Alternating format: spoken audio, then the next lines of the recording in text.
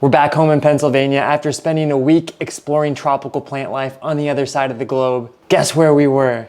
We just made it into Maui, and now our plant and floral expedition has begun. We rented a nice truck to get us through the countryside, and we're gonna be seeing everything that our eyes can enjoy.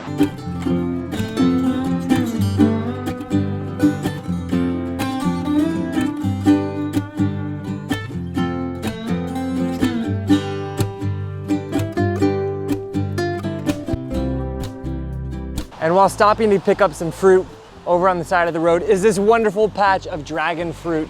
This is one of the coolest epiphytic cacti around that produces the beloved dragon fruit. Look how big these specimens are. They get huge, they get heavy, and the fruit is so sumptuous and so juicy. So we're definitely still on East Coast time. It's about 6 a.m. here on Maui. We woke up at 4:18 this morning, and we're getting the first glimpses of light and seeing how the light is playing on all of these beautiful tropical plants. The thing about the Hawaiian lushness is that it just comes at you at every angle, just envelops your vision with beauty of plant life. This is what I'm most excited about, seeing all these wonderful Plumerias and sticking my nose in each and every one of them. Look how gorgeous that is. But check this out. So we have this beautiful, more pink variety right here.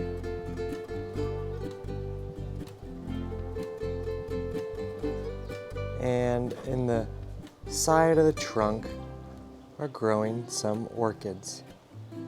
Let's see if we can just get a glimpse of that flower right there. Just barely. So cool. And what we've been doing since we woke up at 4 is planning out the next 9 days that we're gonna be here. So stay tuned as we have some amazing adventures centered around Mother Nature and God's divinity. So the exploration begins. Here, they like to use our favorite houseplants like croton and tradescantia as their landscaping plants of choice. How novel. But check out these beautiful mimosa trees. I'll try to see if I can get any blooms, but these are massive. And these seem to be lining all of the major roads around here.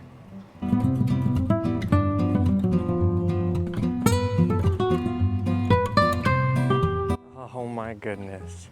Of course, no trip to the tropics would be complete without our favorite Ixora, the jungle geranium. This is a classic shrub you'll find in tropical regions around the world. So while I'm here documenting all of the flora that I see, just remember that a lot of it is actually not native, but that doesn't mean it's not beautiful. Generally, for the most part, most of the landscaping plants used are not invasive. I will definitely try to call out any invasive plants that I see along the way though. But what makes Hawaii so special and the plant life here is so incredible is that the proximity of the mountains is unreal, and that is what creates so many microclimates, so many different climates throughout the islands, and of course that lends to a very diverse range of plant life possible.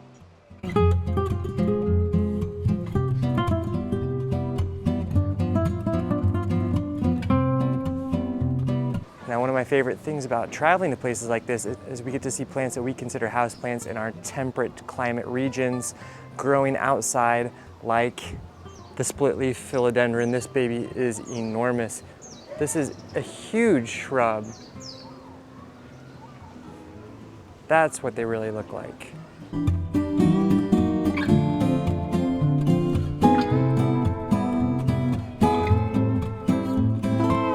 Another shrub that you see everywhere growing along the rocky, rugged coastlines is this natal plum. Flowers look a lot like a jasmine, and they definitely have a reminiscent fragrance as well.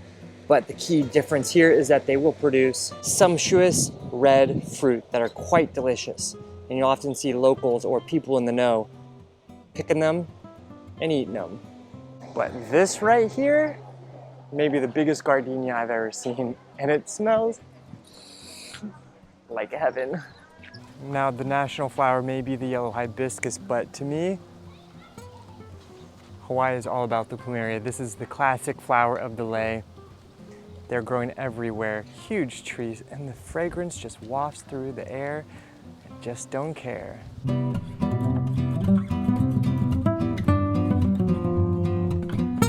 And of course, no trip to Maui would be complete without a visit to the world famous banyan tree here in Lahaina.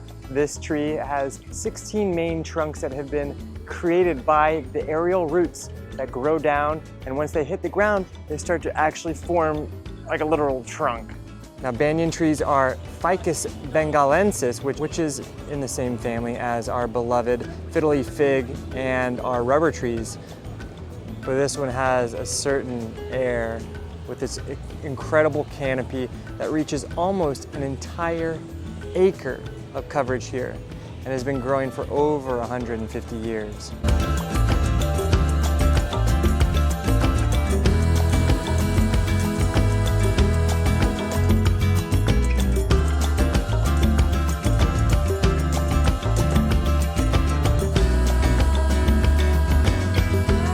Now, most of us know this plant as an elephant ear. In the Hawaiian culture, this was the taro plant, and it was a staple plant where they would eat the tuber beneath and create a substance called poi, which is somewhat similar to mashed potatoes.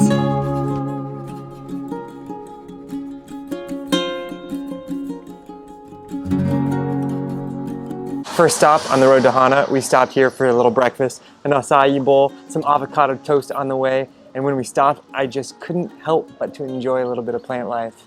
So one of the most prevalent native plants is the cordyline, or the tea plant. I have never seen it bloom before, but they produce these beautiful pink and yellow flowers. How gorgeous. And of course, here in Hawaii, ginger is such an important native plant. I've seen like 3 different varieties so far, including this white flowered variety, which I had never seen before. Wow.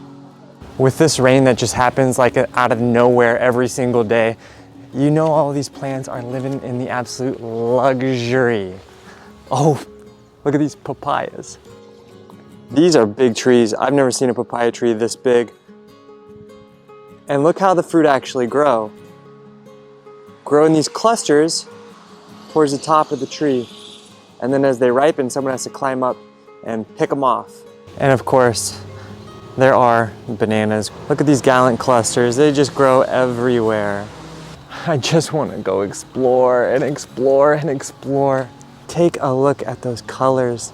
Gorgeous ginger cone flowers.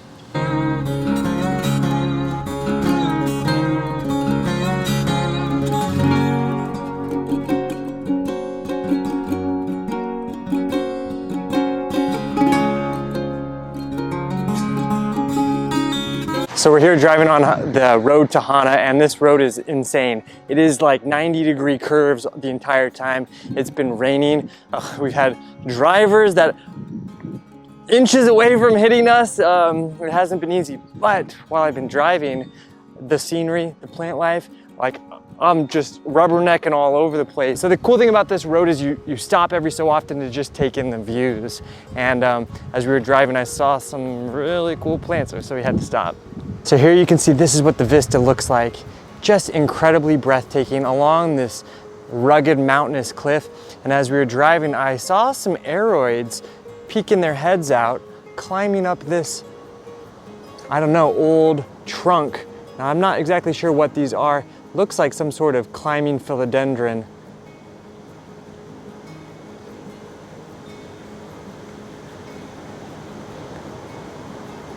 If you know better than I do what exact species this is, please leave a comment below. It just goes down and up and up and down.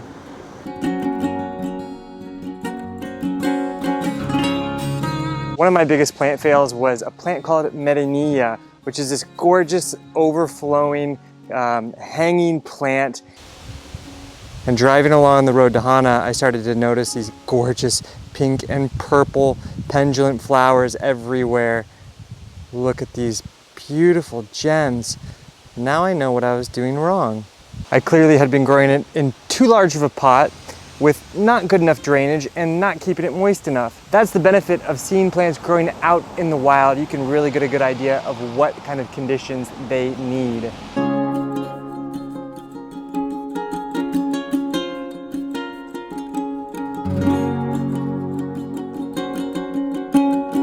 Oh my God, wish list plant sighting just happened. Look at this. This is the famous rainbow eucalyptus. Look at that trunk. I have never seen anything like this. Look at all those colors. I've always wanted to see it. I've seen it in magazines, seen it in books, seen it online, and now I get to see it in real life. And here you can see another one. Look how tall it is. It's gotta be at least 150 feet tall.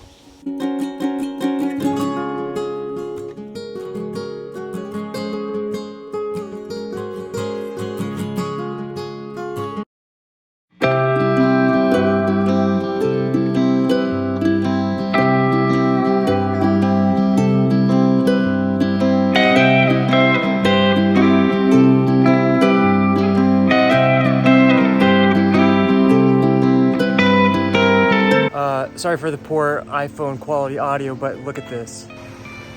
An entire wall of philodendrons growing here. This is unreal. Never in my life have I been to an area of the world that is this rugged, this beautiful as Western Maui. And in our quest to find the most beautiful plant life and flora possible, we have been driving on these treacherous, winding, curving roads. You're honking to make sure no one's gonna hit you. But we're doing it all for the plant life. And we just made it to the Western Maui Mountain Reserve. And we're about to do some hiking and looking for some more lush plant life. Like rubbery. That's where our hike is taking us, up into the clouds. Right about now, that banana bread and lilikoi jelly is hitting my belly hard.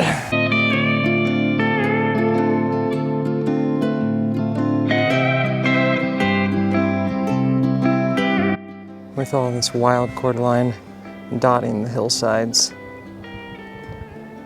And there is no shortage of ferns to be had, that's for sure. Look at these little ferns just getting started. Oh, it's so cute. When it comes down to it, it's all the little chiquitita, tiny plants on the walls that make me feel so happy. All over the hillside you find this grassy-like plant, which is called the rose natal grass, and by the looks of it, it looks a lot like the Japanese stilt grass in my yard, in my garden. And just like that stilt grass, this is definitely invasive. However, it does provide a nice little contrasting pinkish color to all of the green you find everywhere else. Another plant I fell in love with while living in Colombia was this little guy. This is called soapbush. And I love it because it has this really nice kind of crinkly textured leaf and lovely purplish pink flowers when it's in bloom. And this plant is pretty much all along the trail, all around here. For those of you that have been here a while, you know tree ferns are very dear to my heart. And here we can see some gorgeous tree ferns. There's not so many that I've seen on Hawaii, but as we get further up this mountainside, there's definitely some growing around here.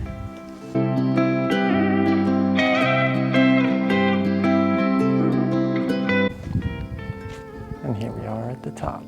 If you look closely, you can see the ocean all the way over there.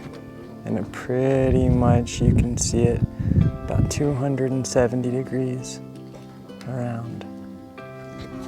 So as we're finishing up the hike, there's really two main types of trees on the trail. Lovely fragrant eucalyptus, including a few of those rainbows. Remind me when I get back home to start researching more about orchids. I wish I was gonna be here to see this little gem opening up. And the second kind of tree is a species of Araucaria, which is related to the monkey puzzle and the Norfolk pine. And these ones are huge, a nice, gorgeous little grove over here with really crazy trunks. I've really never seen a forest with trees like this. They look super Dr. Seussish. And just a cool reminder about Mother Nature. We have lots of dense growth here, and then there's this opening, and you have all these little baby trees. Now in 20 years, 50 years, this will turn out to be 1 or 2, or maybe 5 trees as a couple win the battle for the sun's energy. The genus Araucaria is one of the most interesting conifers out there. Super unique needles, and then look how spiny that trunk is. Well, we made it back to the car safe and sound. Stay tuned as we move on to our next floral adventure. So after an intense hike, we decided it's time to go take a little dip in the ocean. My camera died, so I'm using my iPhone, and we stopped at this place called Honolua Bay.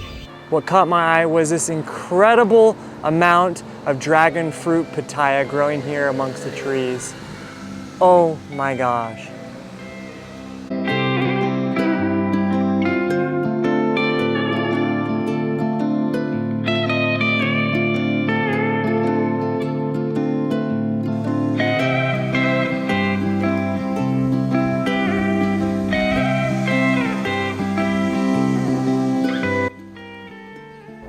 And here in this lush ravine, pothos covers pretty much all of the ground space apart from the walking areas.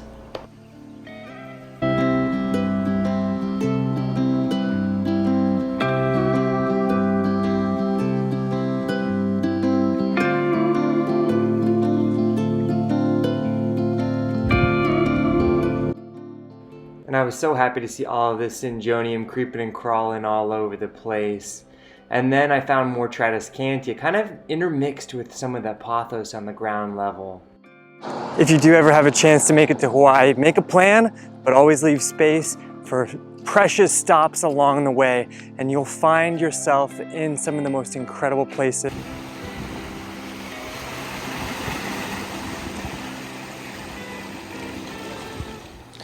It's currently 2:24 a.m. We just woke up. But we're getting ready to go see the sunrise at Haleakala Summit, which is supposed to be one of the most epic, world-renowned sunrise locations in the world. Just 2 hours of driving ahead of us through dark, windy, hopefully not rainy roads. We're excited though.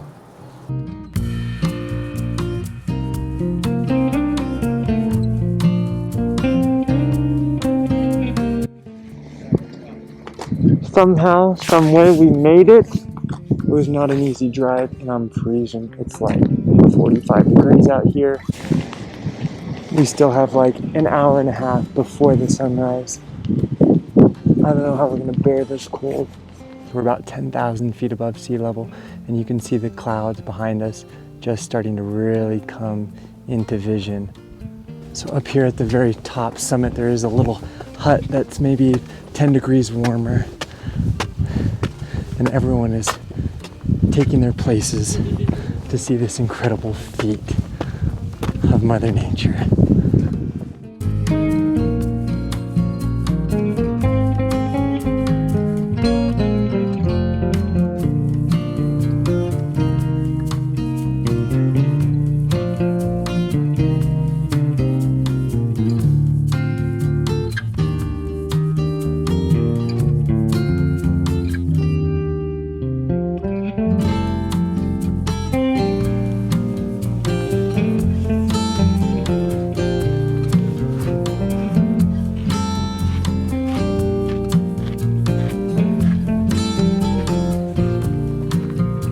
All right, the show is about to start. The sun is just peeking its head.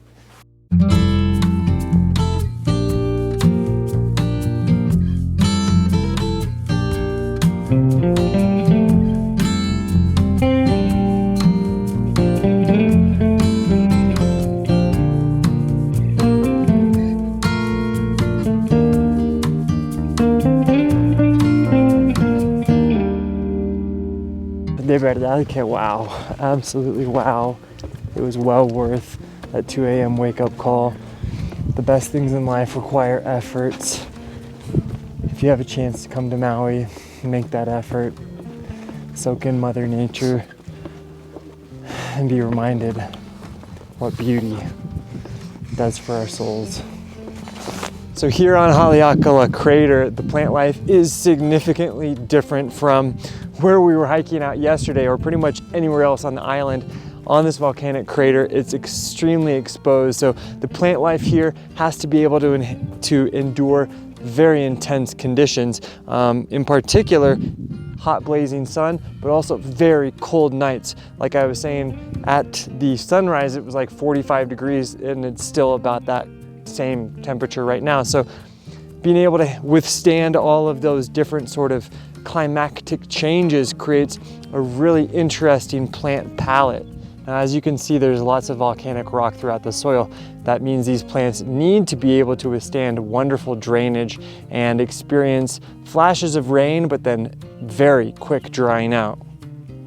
That creates some very drought-tolerant plant life.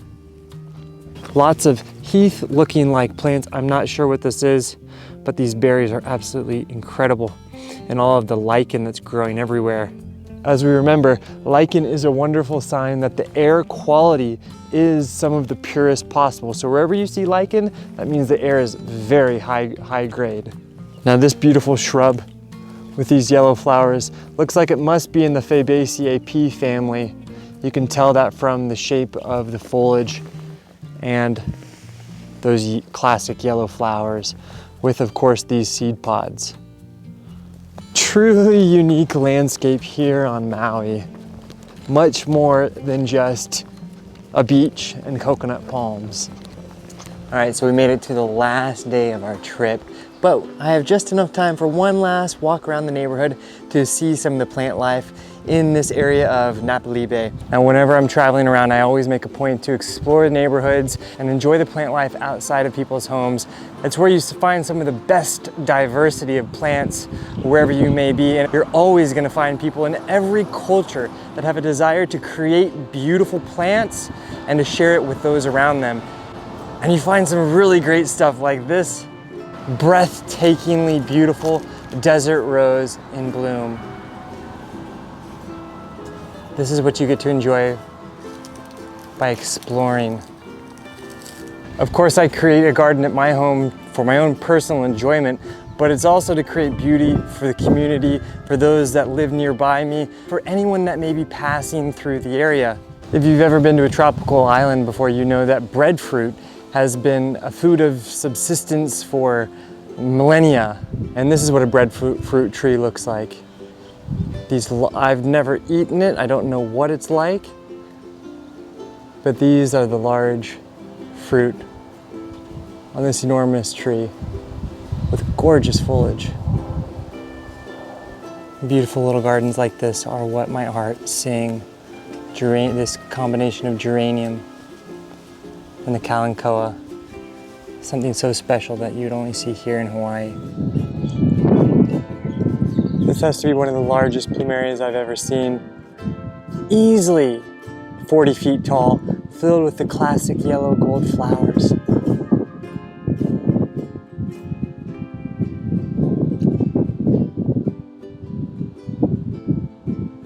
One of my favorite low maintenance houseplants that I have at home, which is just a little like 6-inch plant and it's taken years to get to that size, is the Bucharnea, the ponytail palm.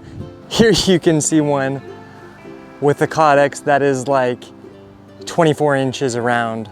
No, maybe 36 inches around. This has to be growing here for 50 years. The potential. There's something about a collection of pots outside someone's home that makes you really stop and stare. And the more you stare, the more gems you find, just kind of laced within that treasure trove. And in this little collection, yes, the endiemium is what first caught my eye. But then it was this incredible double flowering amaryllis that is totally stealing the show.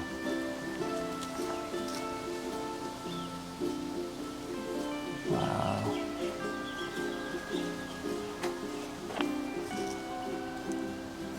And as I am filming in the beginning of December, it is right on time, getting ready to welcome in Christmas.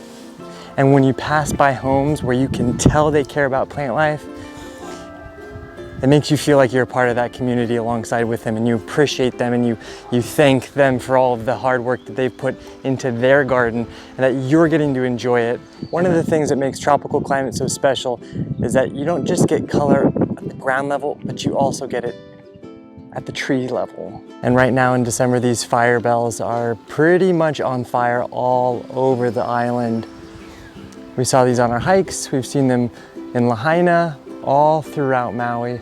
These beautiful, bright orange flowers are blazing through the sky. bringing color to our eyes. And today I'm being reminded how much I love repetition in gardens. I just love when you have the same plant planted over a nice length of space. It creates a really defined energy.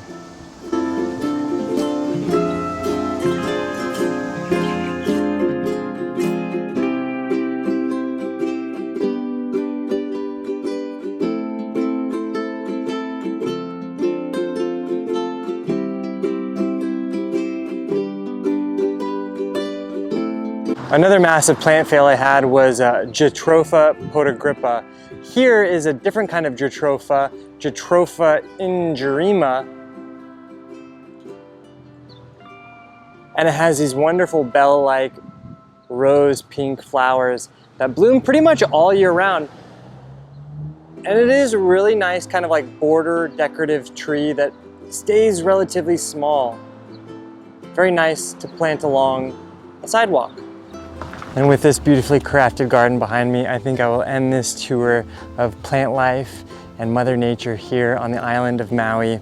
I hope you enjoyed this video. If you did and you like this style of vlog, make sure to leave a comment below so I know I can continue to make content like this. Anyways, thank you guys for joining me here on Plant Vibrations. I'll catch you real soon. Ciao.